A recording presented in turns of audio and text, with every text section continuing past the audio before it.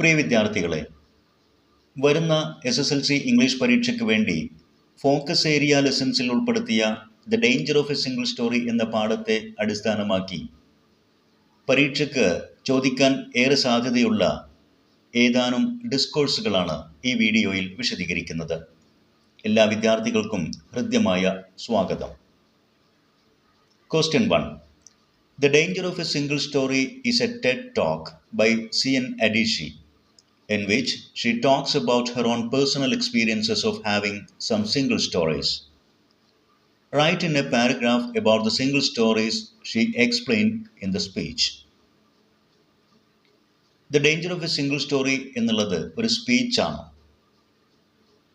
അതിൽ അഡീഷി അവർക്കുണ്ടായ ചില വ്യക്തിപരമായ അനുഭവങ്ങളെക്കുറിച്ച്, ചില തെറ്റായ ധാരണകൾ അവർക്കും മറ്റുള്ളവർക്കും ഉണ്ടായതിനെക്കുറിച്ചൊക്കെയാണ് പ്രഭാഷണത്തിൽ പറയുന്നത്. അവരുടെ പ്രഭാഷണത്തിൽ പരാമർശിച്ച സിംഗിൾ സ്റ്റോറീസ് എന്നതിൻ്റെ ഉദാഹരണങ്ങൾ ഒരു പാരഗ്രാഫ് രൂപത്തിലേക്ക് തയ്യാറാക്കുക എന്നുള്ളതാണ് question. Answer. In her speech, Adichie talked about the danger of having single stories about people or things, quoting examples from her own experiences. As a child, she used to read American and British children's books. Because of the foreign characters in them, she became convinced that books by their very nature should have foreign characters, and the subject matter of the books should be unfamiliar to us. ഇതായിരുന്നു അവരുടെ ആദ്യ single story പുസ്തകങ്ങളെക്കുറിച്ച്. പുസ്തകങ്ങളിലെ കഥാപാത്രങ്ങൾ വിദേശികളായിരിക്കണം, അതിലെ പരാമർശങ്ങൾ, അതിലെ പ്രതിപാദ്യ വിഷയം നമുക്ക് പരിചയമുള്ളത് ആകരുത് എന്ന ഒരു ധാരണ അവരുടെ മനസ്സിൽ കയറിയിരുന്നു. But when she read later African books, her single story of books changed. She realized that girls like her with kinky hair and chocolate-colored skin could also exist in literature. എന്നാൽ പിൽക്കാലത്ത് ഏതാനും ആഫ്രിക്കൻ പുസ്തകങ്ങൾ വായിച്ചപ്പോൾ അവരുടെ ആ ധാരണ മാറി. അവരെപ്പോലെ ചുരുണ്ട തലമുടിയും ഇരുണ്ട തൊലി നിറവുമുള്ള ആഫ്രിക്കൻ പെൺകുട്ടികൾക്കും സാഹിത്യത്തിൽ സ്ഥാനമുണ്ട് എന്നവർക്ക് മനസ്സിലായി. She realized that girls like her with kinky hair and chocolate-colored skin could also exist in literature. Adichie's family had a houseboy named Fide. She had a single story of him and his family, because she had heard a lot about the poverty of his family from her own mother. She believed that Fide and his family had nothing but poverty in their life. But when she visited once his house, Fide's mother showed Adichie beautifully patterned dyed raffia baskets made by Fide's brother. Then she had to change her single story of that family. ഫിഡയുടെ കുടുംബത്തിൽ, അഡീഷിയുടെ കുടുംബത്തിൽ FIDE എന്ന പേരിൽ ഒരു വേലക്കാരൻ കുട്ടിയുണ്ടായിരുന്നു. ആ വേലക്കാരൻ കുട്ടിയെക്കുറിച്ചും അവൻ്റെ കുടുംബത്തെക്കുറിച്ചും അഡീഷിയുടെ അമ്മ എപ്പോഴും അവരുടെ ദാരിദ്ര്യത്തെക്കുറിച്ച് മാത്രമായിരുന്നു പറഞ്ഞിരുന്നത്. ഇതെല്ലാം കേട്ട് അഡീഷിയുടെ മനസ്സിൽ ഫിഡയുടെ കുടുംബത്തെക്കുറിച്ച് ഒരു സിംഗിൾ സ്റ്റോറി രൂപപ്പെട്ടിരുന്നു. ആ കുടുംബം ദാരിദ്ര്യം മാത്രമുള്ള, മറ്റൊരു കഴിവുമില്ലാത്ത ആളുകളാണ് ആ കുടുംബത്തിലുള്ളത് എന്ന ഒരു സിംഗിൾ സ്റ്റോറി രൂപപ്പെട്ടു. എന്നാൽ ഒരിക്കൽ ഫിഡയുടെ കുടുംബം സന്ദർശിച്ചപ്പോൾ ഫിഡയുടെ അമ്മ അഡീഷിക്ക് വളരെ മനോഹരമായ റാഫിയ ബാസ്ക്കറ്റുകൾ കാണിച്ചു കൊടുത്തു. അതെല്ലാം തന്നെ ഫിഡയുടെ സഹോദരൻ നിർമ്മിച്ചതായിരുന്നു. ആ മനോഹരമായ കരവിരുത് കണ്ടപ്പോൾ അവരെക്കുറിച്ചുണ്ടായിരുന്ന അബദ്ധധാരണ, സിംഗിൾ സ്റ്റോറി അഡീഷിക്ക് മാറ്റേണ്ടി വന്നു. When she was 19, Adichie went to America to continue her university studies. Her American roommate had a single story of Africa. She believed that all Africans were poor and uneducated and a tribal community waiting for the support of some kind white people. In her single story, Africans and Americans were never equal humans. അഡീഷയ്ക്ക് 19 വയസ്സായപ്പോൾ അവർ അമേരിക്കയിലേക്ക് തൻ്റെ university പഠനം ഉപരിപഠനത്തിന് വേണ്ടി പോയി. അവിടെ അഡീഷയ്ക്ക് ഒരു അമേരിക്കക്കാരിയായ റൂംമേറ്റാണ് ഉണ്ടായിരുന്നത്. ആ അമേരിക്കൻ പെൺകുട്ടിക്ക് ആഫ്രിക്കയെക്കുറിച്ചും ആഫ്രിക്കൻ ജനതയെക്കുറിച്ചും ഒരു സിംഗിൾ സ്റ്റോറി ഉണ്ടായിരുന്നു. ആ പെൺകുട്ടി വിശ്വസിച്ചിരുന്നത് ആഫ്രിക്കക്കാർ പാവപ്പെട്ട വിദ്യാഭ്യാസമില്ലാത്ത വെറുമൊരു ഗോത്രവർഗം മാത്രമാണ് എന്നായിരുന്നു.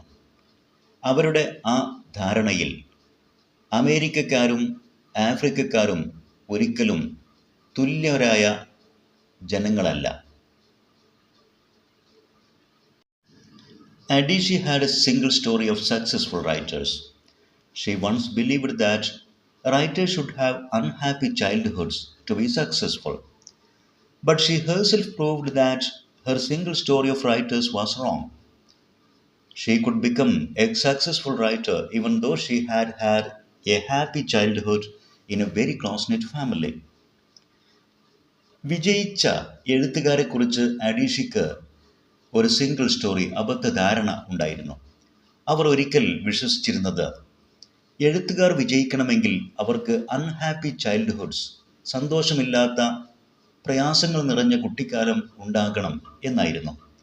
എന്നാൽ ആ ധാരണ തെറ്റായിരുന്നു എന്ന് സ്വന്തം ജീവിതം കൊണ്ട് തന്നെ അഡീഷി തെളിയിച്ചു. ഏറെ സന്തോഷമുള്ള ഒരു ക്ലോസ്നെറ്റ് ഫാമിലിയിൽ കുട്ടിക്കാലം ഉണ്ടായിരുന്നിട്ടും ജീവിതത്തിൽ ഒരു എഴുത്തുകാരി എന്ന നിലയിൽ അവൾക്ക് വിജയിക്കാൻ സാധിച്ചു.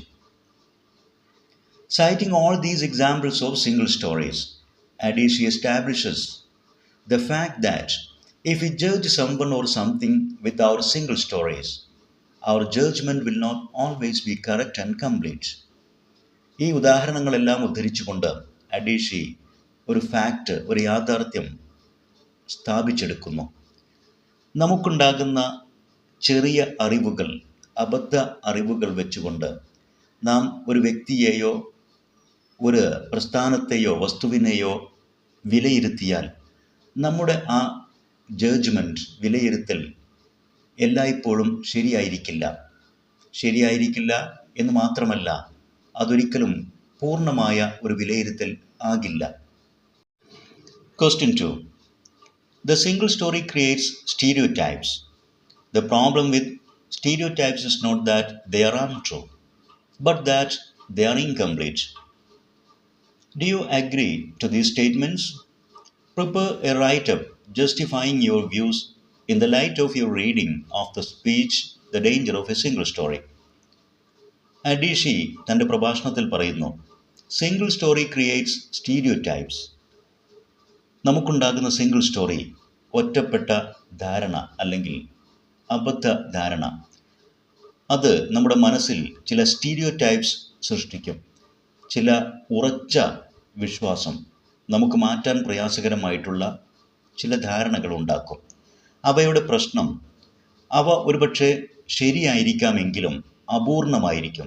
നാം ഒരാളെക്കുറിച്ച് മനസ്സിലാക്കി വെച്ച കാര്യം ഒരുപക്ഷെ നമുക്കുള്ള ആ ഒറ്റപ്പെട്ട അറിവ് ശരിയായിരിക്കാം, എന്നാൽ അയാളെക്കുറിച്ച് നാം അറിയാതെ പോകുന്ന മറ്റൊരുപാട് വശങ്ങളുണ്ടായിരിക്കും. നമ്മുടെ ധാരണ പൂർണ്ണമായിരിക്കില്ല. ഈ പ്രസ്താവനയോട് നിങ്ങൾക്ക് യോജിക്കാൻ കഴിയുമോ? ഈ പ്രഭാഷണം വായിച്ചതിൽ നിന്ന് അതിൽ പറയുന്ന ഉദാഹരണങ്ങളൊക്കെ കോട്ട് ചെയ്തുകൊണ്ട് നിങ്ങളുടെ കാഴ്ചപ്പാടിനെക്കുറിച്ച് ഒരു റൈറ്റപ്പ് തയ്യാറാക്കുക. വിദ്യാർത്ഥികൾ ശ്രദ്ധിക്കേണ്ടത്, ഒരു റൈറ്റപ്പ് എഴുതുമ്പോൾ അതിന് വിഷയവുമായി ബന്ധപ്പെട്ട അനുയോജ്യമായ ഒരു ടൈറ്റിൽ നൽകണം. പാരഗ്രാഫ് എഴുതുമ്പോൾ ടൈറ്റിൽ നൽകേണ്ടതില്ല. നമുക്ക് ഇവിടെ ഒരു മോഡൽ റൈറ്റപ്പ് തയ്യാറാക്കിയിരിക്കുന്നു, അതൊന്ന് വായിച്ചു നോക്കാം. നേരത്തെ പാരഗ്രാഫിൽ പറഞ്ഞ അതേ കാര്യങ്ങൾ തന്നെയാണ് ഈ സ്പീച്ചിൽ നിന്ന് ഉദാഹരണമായിട്ട് ഉദ്ധരിക്കുന്നത്. ആദ്യം title, single stories R partial truths. ഈ റൈറ്റപ്പിൽ ഉൾപ്പെടുന്ന കാര്യങ്ങൾ പാരഗ്രാഫിൽ നേരത്തെ വിശദീകരിച്ച അതേ കാര്യങ്ങളായതിനാൽ ഇത് വീണ്ടും വിശദീകരിക്കുന്നില്ല. വിദ്യാർത്ഥികൾ റൈറ്റപ്പ് വായിച്ച് കാര്യങ്ങൾ മനസ്സിലാക്കാൻ ശ്രമിക്കുക. Question 3. Adishi's visit to Fide's family was a great learning experience for her. She had to change her single story of Fide's family. After reaching back home, she jots down her feelings in the diary. Write the likely diary entry. അടുത്തത് ഒരു diary എൻട്രിയാണ്. അഡീഷി ഫിഡയുടെ വീട് സന്ദർശിച്ചത് അവർക്കൊരു പഠനാനുഭവമായി മാറി. അഡീഷിക്കുണ്ടായിരുന്ന ഫിഡയുടെ കുടുംബത്തെക്കുറിച്ചുണ്ടായിരുന്ന single story മാറ്റേണ്ടി വന്നു. തിരിച്ച് വീട്ടിലെത്തി തൻ്റെ അനുഭവങ്ങളെക്കുറിച്ച്, ചിന്തകളെക്കുറിച്ച് അഡീഷി ഡയറിയിൽ എഴുതി. അത്തരത്തിലുള്ള ഒരു ഡയറി കുറിപ്പ് തയ്യാറാക്കുക. വിദ്യാർത്ഥികൾ ശ്രദ്ധിക്കേണ്ടത്, ക്വസ്റ്റ്യൻ ശരിയാം വിധം വായിച്ച ഏത് തരത്തിലുള്ള മാനസിക വികാരമാണ് ഡയറി കുറിപ്പിലൂടെ പ്രകടമാക്കേണ്ടത് എന്ന് മനസ്സിലാക്കി, സന്തോഷമാണെങ്കിൽ അല്ലെങ്കിൽ സങ്കടമാണെങ്കിൽ, സർപ്രൈസ് ആശ്ചര്യമാണെങ്കിൽ അതിനനുസൃതമായ വാക്കുകളും പ്രയോഗങ്ങളും ഡയറിയിൽ ഉൾപ്പെടുത്തുക. പേജിന് മുകൾ വശത്ത് ഡേയും ഡേറ്റും സമയവും വേണമെങ്കിൽ രേഖപ്പെടുത്താം. ഡേയും ഡേറ്റും നിർബന്ധമായും രേഖപ്പെടുത്തുക. ചെറിയ സെൻറ്റൻസുകളിൽ ധാരാളം ആശ്ചര്യ വാക്കുകളും സെൻറ്റൻസുകളും ഉൾപ്പെടുത്തിക്കൊണ്ടുള്ള ഡയറി കുറിപ്പാണ് തയ്യാറാക്കേണ്ടത്. ഒരു മോഡൽ ഡയറി നമുക്കൊന്ന് വായിച്ചു നോക്കാം. വെനസ്ഡേ 6 ഏപ്രിൽ 2022 എന്ന ഡേയും ഡേറ്റും ഉൾപ്പെടുത്തിയിരിക്കുന്നു. 10 PM എന്ന ടൈമും ഉൾപ്പെടുത്തിയിരിക്കുന്നു. ടൈം രേഖപ്പെടുത്തുമ്പോൾ നാം ഉറങ്ങാൻ പോകുന്നതിൻ്റെ തൊട്ട് മുമ്പുള്ള സമയമായിരിക്കും ഡയറി എഴുതുന്നത്. അതുകൊണ്ട് ഒരു ലേറ്റ് നൈറ്റ് ടൈമാണ് രേഖപ്പെടുത്തേണ്ടത്. Damn my foolishness. I thought poor people like Fide and his family had nothing but poverty in life. Today I realized my idea was wrong. The poor may lack luxuries in life, but their creativity and craftsmanship are second to none. What a beautiful baskets they have made. In their expertise, even raffia strings became beautifully patterned baskets. I couldn't believe that it was made by his brother. I had only a single story of Fide, an utterly wrong story. I made a fool of myself. As the proverb goes, a little knowledge is dangerous. Judging someone with our single story will lead us to misconceptions. The visit to his house has taught me a great lesson. To keep only a single story about anybody or anything is dangerous. Next up, discuss how the reading of different types of books influenced Adishi. Write a short paragraph about it. വ്യത്യസ്ത തരത്തിലുള്ള പുസ്തക വായന അഡീഷിയെ സ്വാധീനിച്ചു. ഈ വിഷയത്തെക്കുറിച്ച് ഒരു paragraph തയ്യാറാക്കുക. Adishi, in a speech, The Danger of a Single Story, says that we are impressionable and vulnerable in the face of a story, especially when we are children. അഡീഷി തൻ്റെ പ്രഭാഷണത്തിൽ പറയുന്നു, നാം കുട്ടികളായിരിക്കുമ്പോൾ വായിക്കുന്ന കഥകൾ നമ്മെ സ്വാധീനിക്കും. As a child, Adishi used to read American and British children's books. Those books formed in her mind a single story about books. She believed that books by their very nature should have foreign characters, and all books should deal with subject matters unfamiliar to us. ചെറുപ്പത്തിൽ അഡീഷി American, British ബാലസാഹിത്യ കൃതികളായിരുന്നു വായിച്ചിരുന്നത്. ആ പുസ്തകങ്ങളിലെല്ലാം തന്നെ വിദേശ കഥാപാത്രങ്ങളായിരുന്നു ഉണ്ടായിരുന്നത്. അത്തരം പുസ്തകങ്ങൾ വായിച്ച കാരണത്താൽ അഡീഷിയുടെ മനസ്സിൽ പുസ്തകങ്ങളെക്കുറിച്ച ഒരു സിംഗിൾ സ്റ്റോറി രൂപപ്പെട്ടു.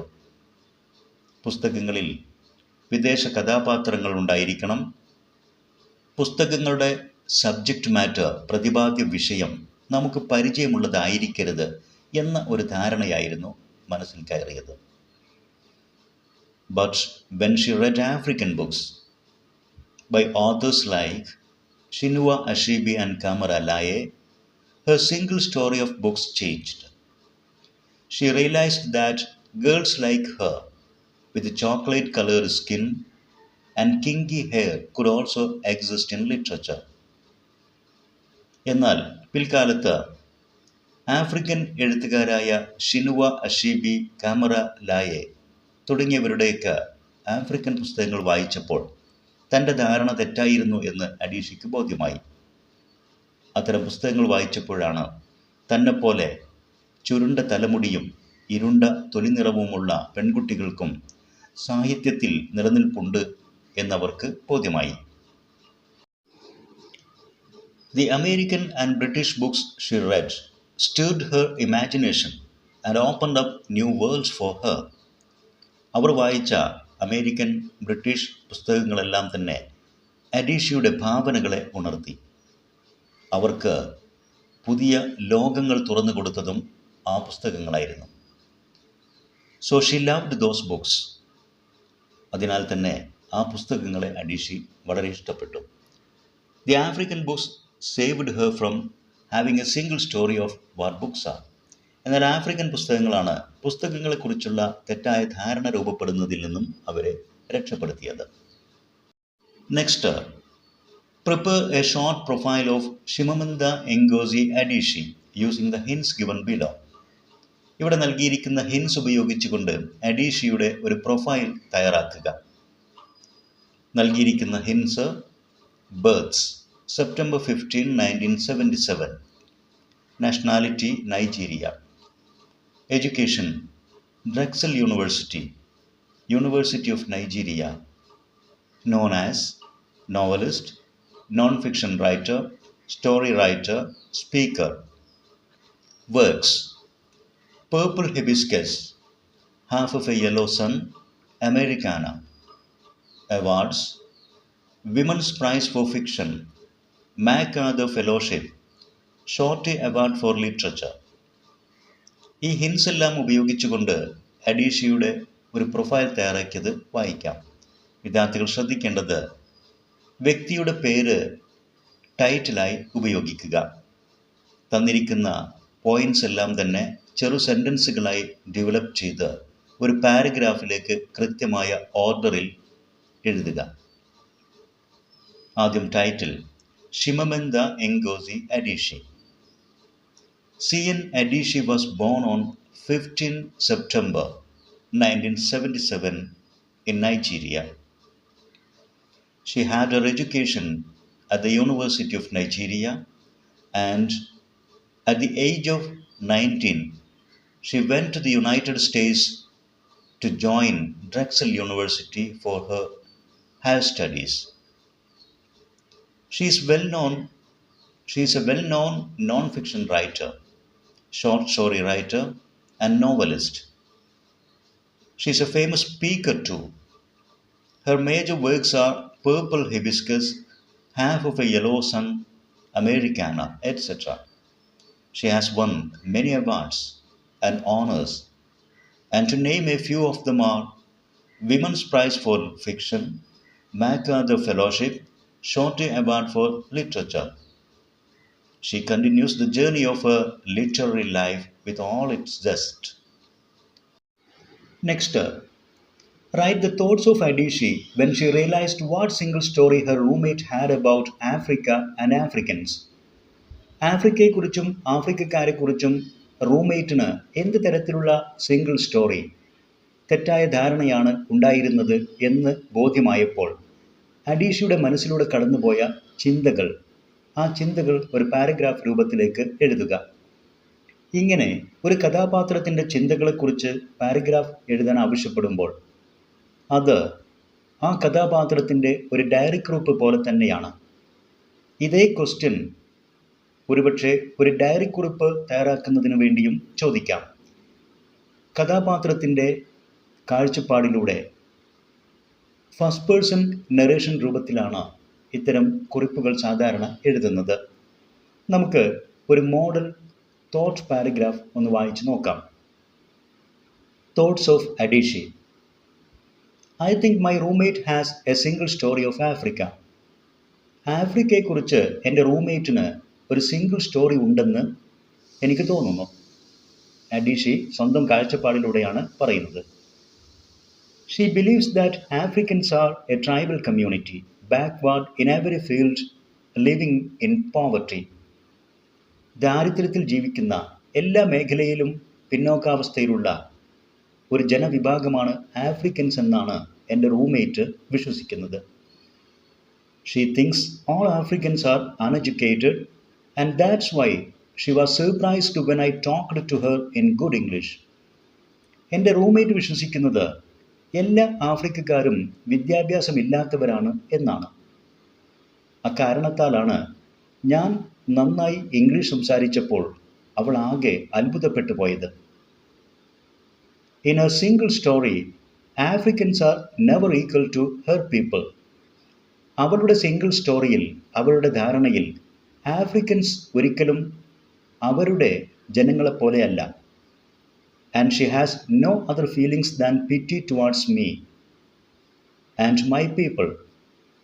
എന്നെക്കുറിച്ചോ എൻ്റെ ആളുകളെക്കുറിച്ചോ, അതായത് ആഫ്രിക്കക്കാരെക്കുറിച്ചോ പിറ്റി എന്ന, ദയ എന്ന ഒരു ഫീലിങ്ങിനപ്പുറം അവൾക്ക് മറ്റൊരു വികാരവുമില്ല.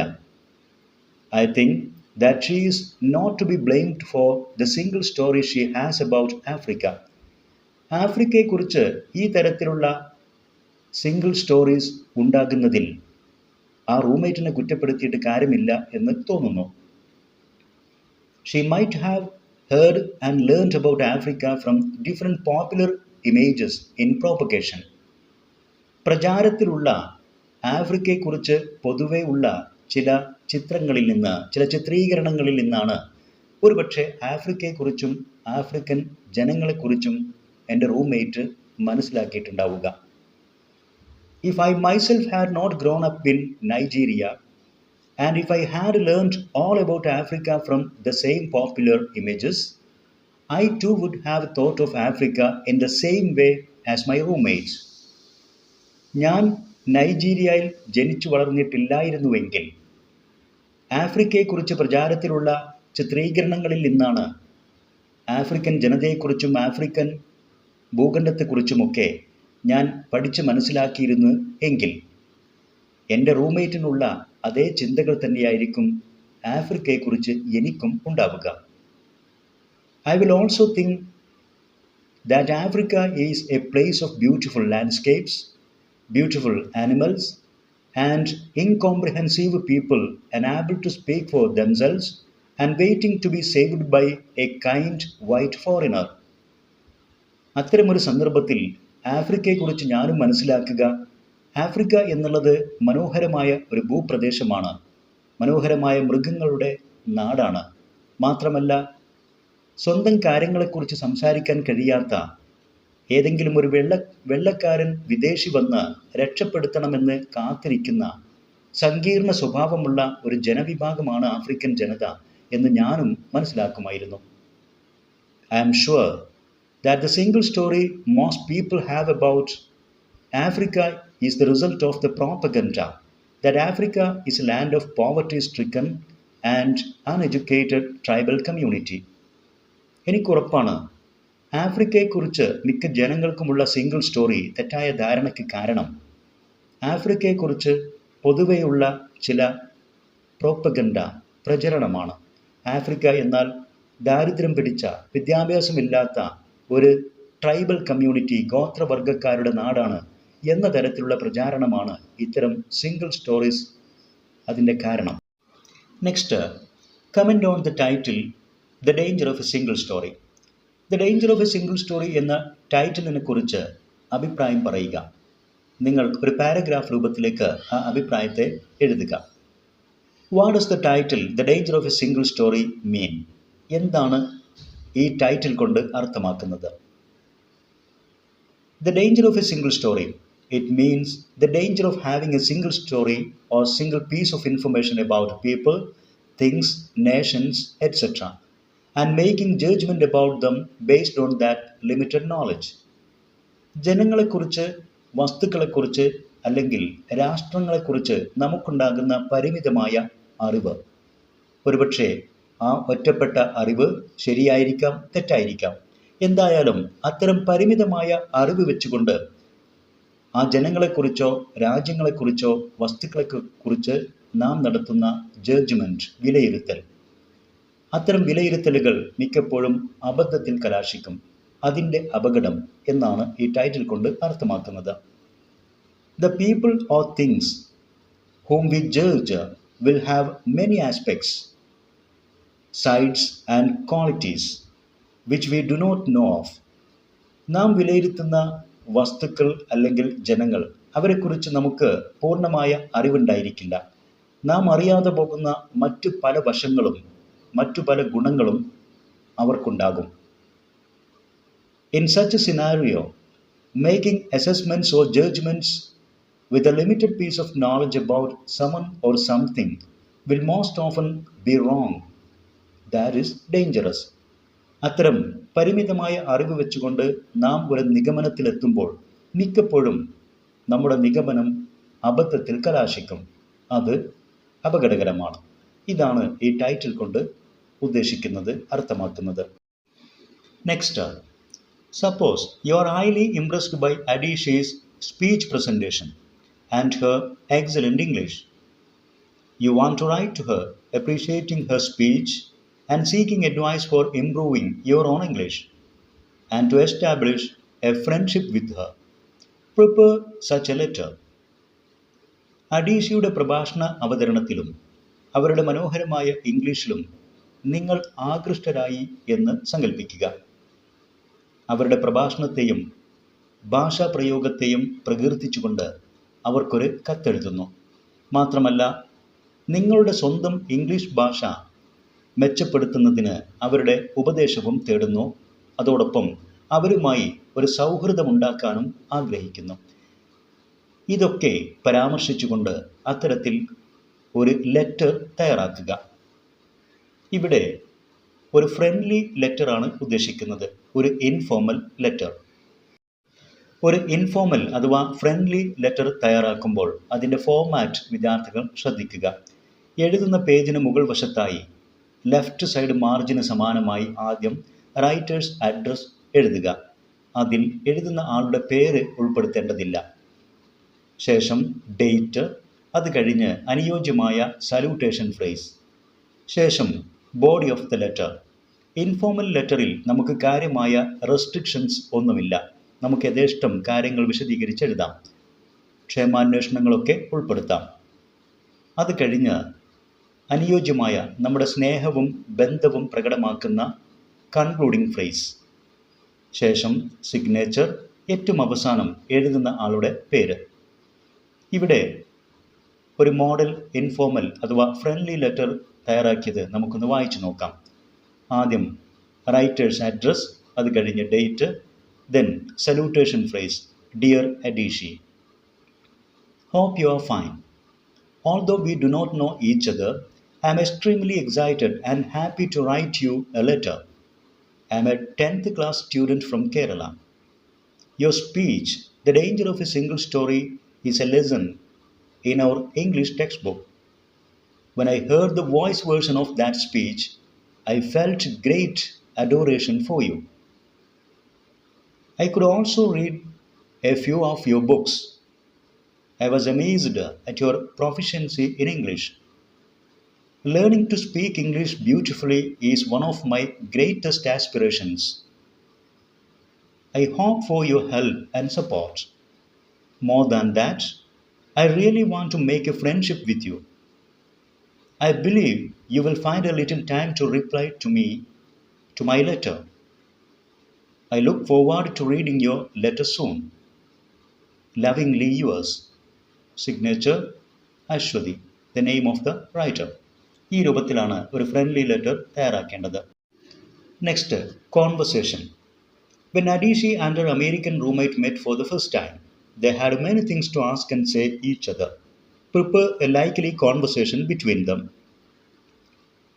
അഡീഷയും അവരുടെ അമേരിക്കൻ റൂംമേറ്റും ആദ്യമായി കണ്ടുമുട്ടിയപ്പോൾ അവർക്ക് ഒരുപാട് കാര്യങ്ങൾ പരസ്പരം ചോദിക്കാനും പറയാനും ഉണ്ടായിരുന്നു. അവർക്കിടയിൽ നടക്കാൻ സാധ്യതയുള്ള ഒരു കോൺവെർസേഷൻ തയ്യാറാക്കുക. ഇത്തരത്തിൽ രണ്ട് കഥാപാത്രങ്ങൾക്കിടയിലുള്ള കോൺവെർസേഷൻ എഴുതുമ്പോൾ വിദ്യാർത്ഥികൾ ചില കാര്യങ്ങൾ ശ്രദ്ധിക്കണം. പരസ്പരം വിഷ് ചെയ്തുകൊണ്ട് നല്ല ഒരു ബിഗിനിങ് ഉണ്ടായിരിക്കണം. ചോദ്യത്തിൽ ആവശ്യപ്പെടുന്ന വിഷയം പ്രകടമാക്കുന്ന രൂപത്തിൽ ഡെവലപ്പ് ചെയ്യണം. അവസാനം പരസ്പരം വിഷ് ചെയ്തുകൊണ്ട് പെട്ടെന്ന് ഒരു സഡൻ ബ്രേക്ക് ഇട്ട് നിർത്തുന്ന പോലെ തോന്നിപ്പിക്കാത്ത വിധം കാര്യങ്ങൾ പറഞ്ഞൊതുക്കി അവസാനിപ്പിക്കണം. കോൺവെർസേഷൻ വളരെ ലെങ്തി ആകരുത്, അതോടൊപ്പം തന്നെ വളരെ ഷോർട്ടുമാകരുത്. അഭികാമ്യമായ ഒരു ലെങ്ത് എന്നുള്ളത് 6 മുതൽ 8 വരെയുള്ള എക്സ്ചേഞ്ചുകളാണ്. ഒരു എക്സ്ചേഞ്ച് എന്നതുകൊണ്ട് അർത്ഥമാക്കുന്നത് ഒരു കഥാപാത്രം ഒരു കാര്യം പറയുന്നു, അതിനോട് മറ്റേ കഥാപാത്രം പ്രതികരിക്കുന്നു. ഇങ്ങനെയുള്ള ഒരു ഡയലോഗ്, ഇതാണ് ഒരു എക്സ്ചേഞ്ച്. നമുക്ക് ഒരു മോഡൽ കോൺവെർസേഷൻ വായിച്ചു നോക്കാം. Roommate: Good morning, my friends. Welcome to America. Adishi: Very good morning. Glad to meet you. Roommate: It's a very long journey from Nigeria to New York, isn't it? Adishi: Yes, of course. It's really a long flight. Roommate: You must be tired. You had better take rest for a while. Adishi: Thank you. This room is comfortable for 2 people, isn't it? Roommate: Yes, you're right. Spacious enough for 2. Adishi: Nice. If I hadn't got a good roommate like you, I would have felt lonely here. Roommate: Don't worry. We'll be good friends. Let's go out and have something to eat, shall we? Adishi: Oh, that's good. I feel hungry and I was thinking of that. Roommate: By the way, your English is excellent. Where did you learn to speak English so well? Adishi: English is our official language. Don't you know that? Roommate: Really, I don't know that. I want to know more about your country. We can talk about it later. Now, let's go out. Adishi: Okay, thank you. ഈ വീഡിയോയിൽ വിശദീകരിച്ച discourses എല്ലാം തന്നെ മോഡലാക്കി വിദ്യാർത്ഥികൾക്ക് പഠിച്ചെടുക്കാവുന്നതാണ്. ഒന്നും തന്നെ by heart ചെയ്യേണ്ടതില്ല. പരീക്ഷയിൽ ക്വസ്റ്റ്യൻസ് ശരിയാംവിധം മനസ്സിലാക്കി കോണ്ടെക്സ്റ്റ് തിരിച്ചറിഞ്ഞ് അനുയോജ്യമാംവിധം ഡിസ്കോഴ്സുകൾ തയ്യാറാക്കുക. ഈ വീഡിയോയിൽ വിശദീകരിച്ച കാര്യങ്ങൾ വിദ്യാർത്ഥികൾക്ക് തീർച്ചയായും ഉപകാരപ്പെടും. ഇത്തരത്തിൽ ഉപകാരപ്രദമായ വീഡിയോസ് തുടർന്നും ലഭിക്കാൻ ഇംഗ്ലീഷ് എജുസ്പോർട്ട് Edu video YouTube channel subscribe ചെയ്യുക. നിങ്ങൾക്ക് ഉപകാരപ്പെട്ട വീഡിയോസ് നിങ്ങളുടെ സുഹൃത്തുക്കൾക്ക് ഷെയർ ചെയ്യുക. അതോടൊപ്പം നിങ്ങളുടെ വിലപ്പെട്ട അഭിപ്രായങ്ങളും നിർദ്ദേശങ്ങളും കമൻറ്റ് ചെയ്യുക. Thanks for watching.